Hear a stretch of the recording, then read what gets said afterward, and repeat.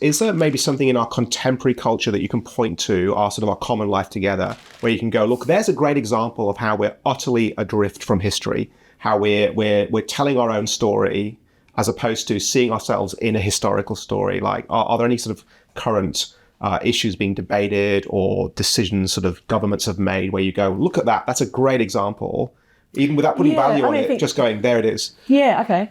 I think if you look at various very important issues that we're debating, and these are kind of political hot button issues too in our public discourse, so like debates about euthanasia, debates even globally about things like abortion, debates about what it is to be, really they come down to like what it is to be human, debates about marriage and so forth.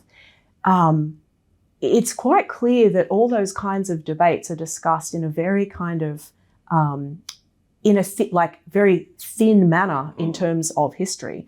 Like it's very rare that people make any kind of historical reference, other than, there'll be a few Christians on the sidelines doing this, but we very rarely kind of appeal to history and say, oh, hold on, historically, the way that we have thought about what it is to be human, or what human life is, or even a sort of more political issue about like the role of government and its role in human life. Like, here are the various ways and the conversations that we've had about this topic historically. Therefore, this is why that might actually matter today. Most of the discourse is just like what McIntyre calls emotivism. We just kind of say, I feel this and you feel this, but we don't actually appeal to the past. Yeah, and yet ironically, the term that comes up all the time, especially in emotivism, you've got to get on the right side of history. Yes. And look, I was reading something the other day that of all our presidents, Barack Obama mentioned back then. Yeah. But if you're in an ahistoric age, what does that even mean to be on the right side of history? It feels like it's just a cosh to bash you over the head if you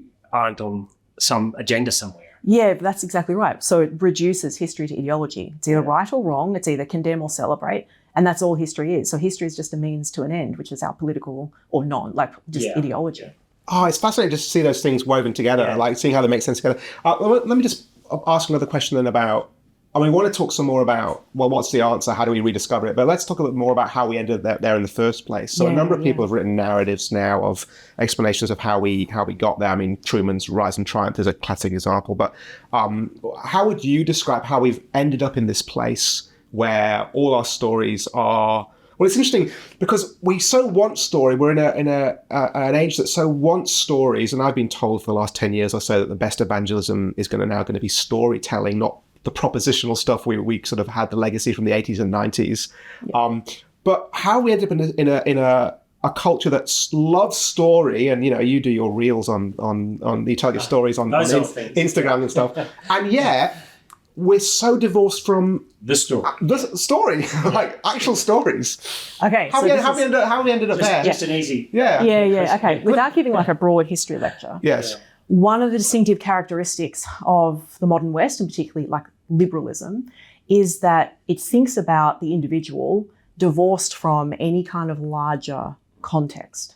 And so we basically created societies in the West, that are kind of broadly speaking liberal in some way or another, in the sense that they basically kind of privatize any kind of understanding of what the good is. Whereas historically, like in the pre-modern world and in like the West, Christendom, there's basically like a shared or common understanding that society and political society, the family, any kind of element of society is oriented toward a shared understanding of the good.